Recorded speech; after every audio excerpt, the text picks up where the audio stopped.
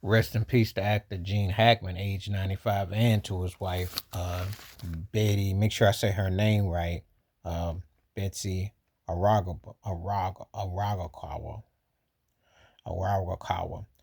Both found at his estate. She was 64. She was a pianist. Um, don't know all the details, so we just gonna wait on that. But I will say this about Hackman. He was a very versatile actor. He was a guy who could role play really well. Obviously, The French Connection was his big movie. There was an interesting story about that film. He didn't really like the racial aspect and undertones of it, and he really fought with the director about it. Says a lot about his character. He spoke out on certain issues and things. He had a lot of memorable roles, and it's kind of funny because Kevin Costner was asked a long time ago the best actor. Was talking about actors he worked with. He said Sean Connery was the biggest. He said, but Hackman was the best, and that was quite high praise coming from a guy who um, been around and had quite a bit of success in his own era and dominance in his own time. So, but yeah, Hackman was kind of like a feisty dude, but yet had a had your catchiness about him. It was interesting way he kind of hit. Of course, I remember Crimson Tide with him and Denzel Washington. That's when Denzel was on his trajectory rise, and he was diversifying his portfolio as one of the greatest actors ever. So that was at the early stages before Denzel, like we talk about his peak prime, and they had some scenes in that movie, and the chemistry was real. You could definitely feel it. But and I hadn't really thought about the cat because he'd been pretty recluse and low key, and they hadn't really had much going on that was visibly known or anything like that with him. But definitely a talented actor, and character in character.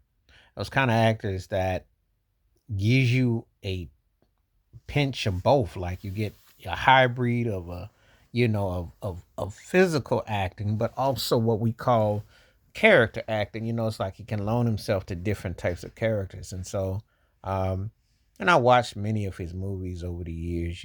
It's just like it had kind of a subtle roughness, but yet had a toughness. It had a combo thing going. So um definitely was feeling what he was and what he brought to the big screen, and very talented cat. So just one of those things that um you know you remember, and you think about, because God, again, when we're dealing with